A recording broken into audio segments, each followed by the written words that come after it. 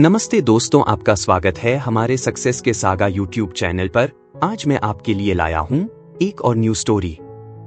अच्छी लगे तो लाइक शेयर सब्सक्राइब जरूर करना और स्टोरी के अंत तक जरूर बने रहना।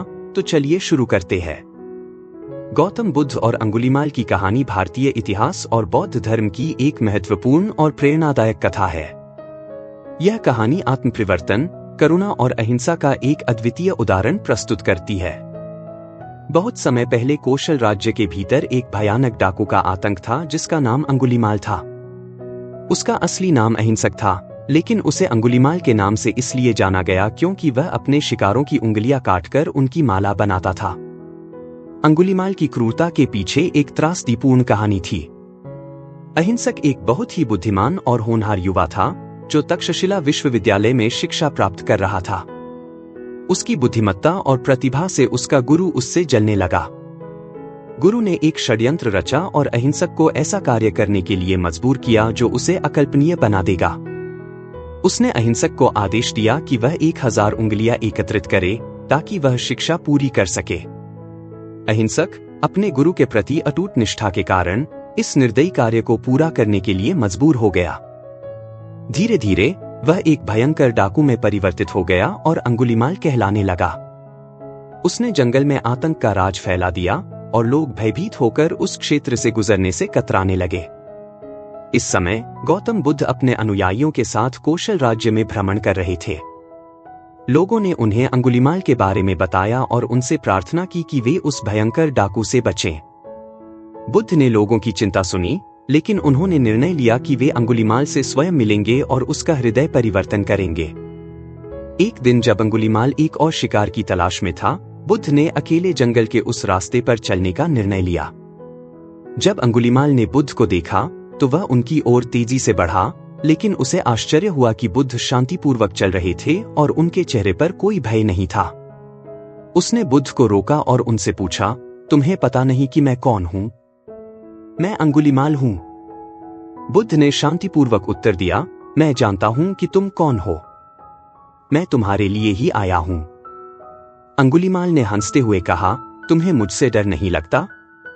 क्या तुम्हें अपनी जान की परवाह नहीं?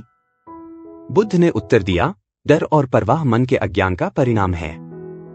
मैं तुम्हें सच्ची करुणा और अहिंसा का मार्ग दिखाने आया हूं। अंगुलीमाल ने बुद्ध के शब्दों को सुनकर उसे छोड़ने का निर्णय लिया। उसने कहा, अगर तुम वास्तव में महान हो तो मुझे अपनी शक्ति दिखाओ। मैं चल रहा हूं और तुम चल रहे हो, फिर भी तुम मुझसे पहले पहुंच गए हो। इसे कैसे समझूं? बुद्ध ने मुस्कुराते हुए उत्तर दिया, अंगुलीमाल, मैं पहले ही रुक चुका हूं। मैंने हिंसा और अज्ञान का मार्ग छोड़ दिया है। अब तुम्हारी बारी है कि तुम भी रुक जाओ और अहिंसा का मार्ग अपनाओ। अंगुलीमाल ने बुद्ध के शब्दों में एक गहरा अर्थ पाया। उसने अपने जीवन की क्रूरता और हिंसा का स्मरण किया और महसूस किया कि वह गलत मार्ग पर चल रहा है।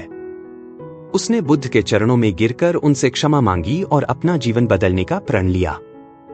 बुद्ध ने अंगुलीमाल को सांत्वना दी और उसे धम्म की दीक्षा दी। अंगुलीमाल ने अपनी क्रूरता को छोड़कर एक नए जीवन की शुरुआत की। वह बुद्ध का अनुयायी बन गया और अपने पिछले कर्मों का प्रायश्चित करने के लिए ध्यान और साधना में लग गया। अंगुलीमाल का परिवर्तन एक चमत्कारिक घटना थी। वह जिसने पहले हजारों लोगों की उंगलियां काटी थीं, अब एक शांतिपूर्ण भिक्षु बन गया था। उसने अपनी पूरी जिंदगी लोगों की सेवा में बिताई और बुद्ध के संदेश का प्रचार किया।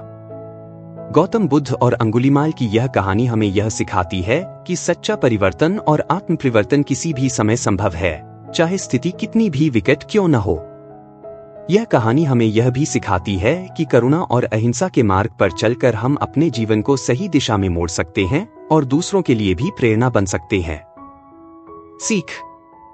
इस प्रकार गौतम बुद्ध की करुणा और अंगुलीमाल का आत्मपरिवर्तन हमें एक महत्वपूर्ण संदेश देते हैं कि सच्ची शांति और संतोष आंतरिक परिवर्तन और अहिंसा में निहित है।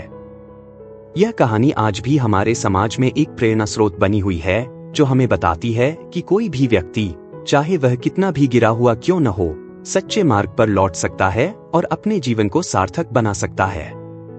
तो चलिए दोस्तों, स्टोरी का अंत यही करते हैं। कल मिलते हैं एक और न्यू स्टोरी के साथ। इस कहानी को देखने के लिए आपका शुक्रिया।